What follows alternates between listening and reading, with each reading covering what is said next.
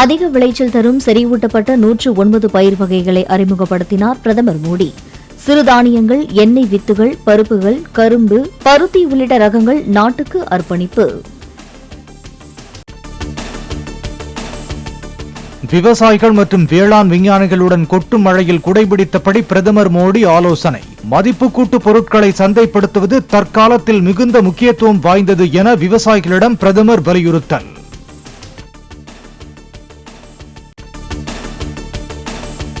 சத்தான உணவுகளுக்கு மக்கள் முக்கியத்துவம் அளிப்பதை உணர்ந்து சிறுதானியங்களை அதிகம் விளைவிக்க விவசாயிகளுக்கு பிரதமர் மோடி யோசனை. ஆர்கானிக் உணவுகள் மீதான நம்பிக்கை மக்களிடையே அதிகரித்து வருவதால் இயற்கை விவசாயத்துக்கு முன்னுரிமை தரவும் அறிவுறுத்தல். செபி தலைவர் மாதவி பூரிபட்ச் மீது ஹிண்டன்பர்க் நிறுவனம் குற்றச்சாட்டு.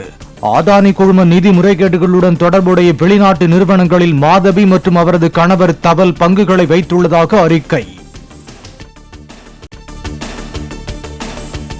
ஹிண்டன்பர்கின் குற்றச்சாட்டுகளில் எந்த உண்மையும் இல்லை என செபி தலைவர் மாதவி திட்டவட்ட மறுப்பு. தங்களுடைய வாழ்க்கையும் நிதி பரிமாற்றங்களும் திறந்த புத்தகம் போல வெளிப்படையானவை என்றும் கணவருடன் இணைந்து வெளியிட்ட அறிக்கையில் விளக்கம்.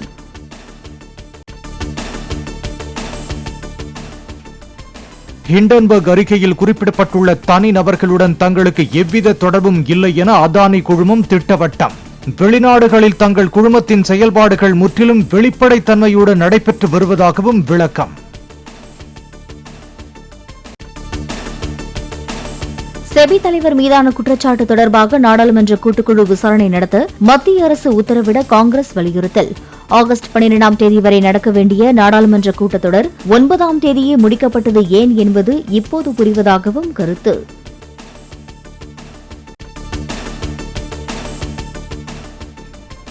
முதலீட்டாளர்களுக்கு பீதி ஏற்படுத்தும் செய்தியை வெளியிட்டு பங்குச்சந்தையில் ஹிண்டன்பர்க் ஆயிரக்கணக்கான கோடி லாபம் பார்ப்பதாக அண்ணாமலை கருத்து.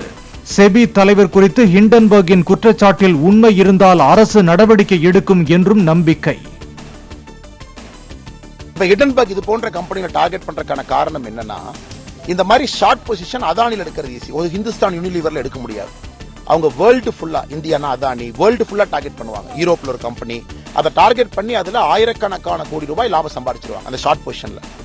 செபி ஷோகாஸ் நோட்டீஸ் கொடுத்திருக்காங்க அப்படிங்கறதுக்காக திரும்ப ரிட்டாலியேஷன் பண்றாங்க. அது எப்படி ஏற்றுக்கொள்ள முடியுங்கன்னா? வீடுகளில் தேசிய கொடியேற்றும் விழிப்புணர்வுக்காக பைக் பேரணி நடத்த திமுக அரசு அனுமதி மறுப்பதாக அண்ணாமலை குற்றச்சாட்டு.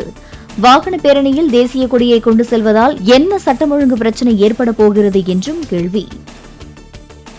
பாரதிய ஜனதா கட்சியுடைய வாகன பேரணி அனுமதி மறுங்க, நோ ப்ராப்ளம், இட்ஸ் ஓகே.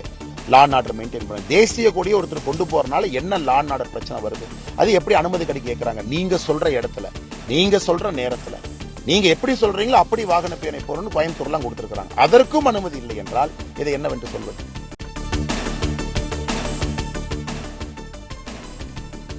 அரசு ஊழியர்கள் ஓய்வு பெறும் வயதை 60 இருந்து 62 உயர்த்துவது தொடர்பாக பரிசீலனை செய்து வருவதாக வெளியான தகவலுக்கு தமிழ்நாடு அரசு மறுப்பு.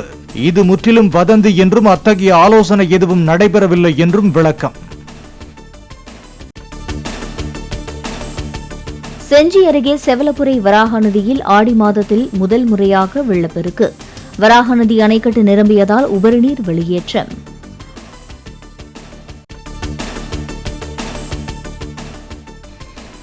சென்னையில் அதிக போக்குவரத்து மிகுந்த பகுதியில் ஃபார்முலா 4 கார் பந்தயம் நடத்த வேண்டியது அவசியமா என இபிஎஸ் கேள்வி. மக்களின் எண்ணங்களை புரிந்து கொள்ளாமல் வரிப்பணத்தை திமுக அரசு ஊதாரித்தனமாக செலவு செய்வதாக விமர்சனம். இங்க எவ்வளவு பிரச்சனை இருக்குது. இங்க இருக்கின்ற மக்களுக்கு எவ்வளவோ தேவை. இதையெல்லாம் செய்யறதுக்கு மனசு இல்ல இந்த அரசாங்கத்துக்கு. கார் பந்தயம் வேணுமா? ஏழை எளிய மக்களுடைய வரிப்பணத்துல சுமார் 42 கோடி ரூபாய் செலவுல இன்றைக்கு நகரத்தினுடைய மைய பகுதி, இப்படி போக்குவரத்து நெரிசல் அதிகம் உள்ள, மக்கள் நடமாட்டம் அதிகம் உள்ள அந்த பகுதியில கார் பந்தயம் நடத்த வேணுமா? அது அவசியமா? சிந்திச்சு பாருங்க. எப்படியெல்லாம் மக்களுடைய வரி பணம் வீணாக்கப்படுகிறது. ஆட்சி பொறுப்புக்கு வந்தவர்கள் மக்களுடைய பணத்தை ஊதாரித்தனமாக செலவு செய்வதை ஒரு காலம் ஏற்றுக்கொள்ள முடியாது. 10% மட்டுமே நிறைவேற்ற வேண்டியிருந்த அத்திக்கடவு அவிநாசி திட்டத்தை திமுக அரசு கிடப்பில் போட்டுள்ளதாக இபிஎஸ் குற்றச்சாட்டு. அதிமுக ஆட்சியில் கொண்டுவரப்பட்ட 100 ஏரிகளில் நீர் நிரப்பும் திட்டம் உள்ளிட்டவையும் செயல்படுத்தப்படவில்லை என புகார். அனைத்து இந்திய அண்ணா திராவிட முன்னேற்ற கழகத்தில் கொண்டு வரப்பட்ட அற்புதமான திட்டம் 100 ஏரிகளுக்கு நீர் நிரப்புகின்ற திட்டம். வறண்ட ஏரிகளுக்கு அது கூட பொறுக்க முடியல. 3 ஆண்டு காலம் கிடப்புல போட்டாங்க.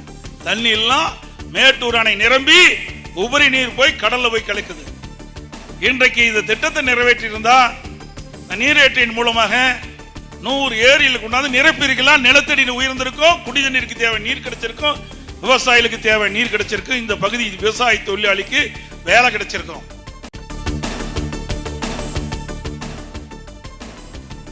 மகளிர் உரிமை தொகை திட்டம் வருங்கால துணை முதல்வர் உதயநிதி ஸ்டாலின் துறையின் கீழ் சிறப்பாக செயல்பட்டு வருகிறது. கோவில்பட்டியில் நடைபெற்ற திமுக செயல் வீரர்கள் கூட்டத்தில் அமைச்சர் கீதா ஜீவன் பேச்சு.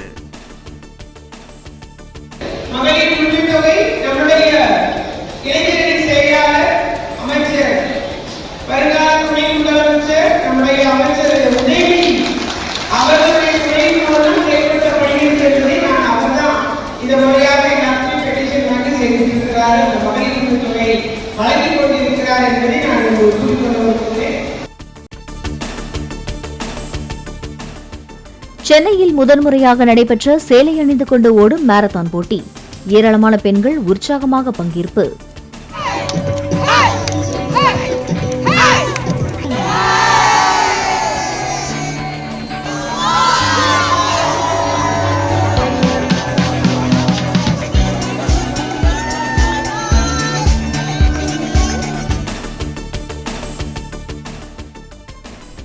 கர்நாடகாவில் வயல்வெளியில் நாற்று நட்ட மத்திய அமைச்சர் HD குமாரசாமி.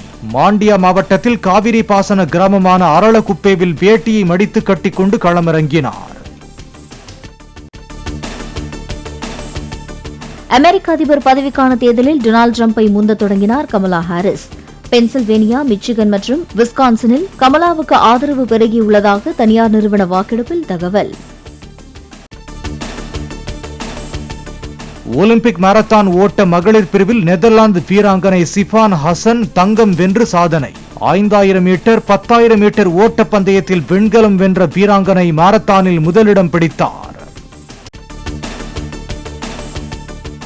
பாரிஸ் ஒலிம்பிக்கில் ஈட்டி எறிதல் போட்டியில் தங்கப்பதக்கம் வென்ற பாகிஸ்தான் வீரர் அர்ஷத் நதீமிற்கு சொந்த கிராமத்தில் உற்சாக வரவேற்பு. மேளதாளங்கள் முழங்க பட்டாசுகள் வெடித்து தோளில் சுமந்து சென்ற கொண்டாட்டம்.